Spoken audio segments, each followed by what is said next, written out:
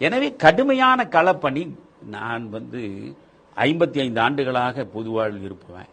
பாரதிய ஜனதா கட்சியை கிராமத்து கடைசி மனிதன் வரையில் கொண்டு சேர்த்து அதை ஒரு பேசு பொருளாக மாற்றிய முதல் ஆள் அண்ணாமலை தான். இத்தனைக்கும் நம்ம பொன்னார் எனக்கு 40 ஆண்டுகளுக்கு மேல நெஞ்சுக்கு நெருக்கமான நண்பர்.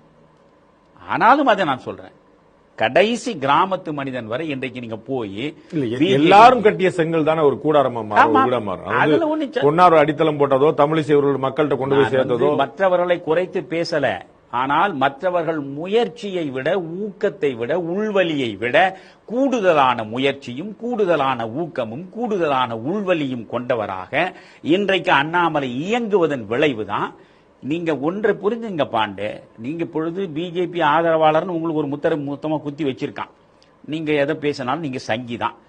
எனக்கு இது வரைக்கும் குத்தி குத்தி பார்க்கலான்னு யோசிச்சிருந்தா இப்ப நானே இவர்கள் குத்துவதற்கு இடத்தை கொடுத்துட்டேன்.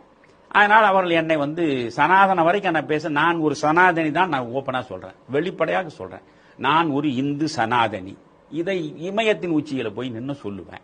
ஏன்னா நான் நேசிக்கிற வழிபடுகிற மகாத்மா காந்தி இந்து சனாதனி.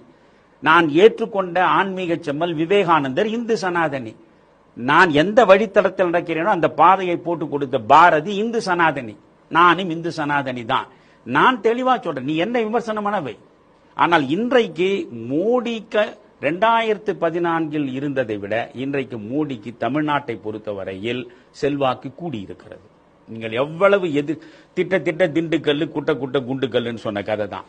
இப்பொழுது மோடிக்கு பெரிய அளவுக்கு ஆதரவு இருக்கிறது. நீங்க மோடி கோ பேக் இன்னைக்கு சொல்லிட்டு கோடிக்கணக்கானவர்கள் ஒன்னா திரள முடியாது. அப்போ மோடியினுடைய பிம்பமும் கூடுதலாக இருக்கிறது.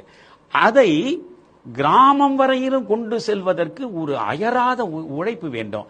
அந்த உழைப்பை செலுத்திய மனிதன் அண்ணாமலை என்கிற உண்மையை நான் சொல்லுகிற பொழுது இதுக்கு முன்னால இருந்தவங்க எல்லாம் செய்யலையான்னு கேட்கக்கூடாது. இது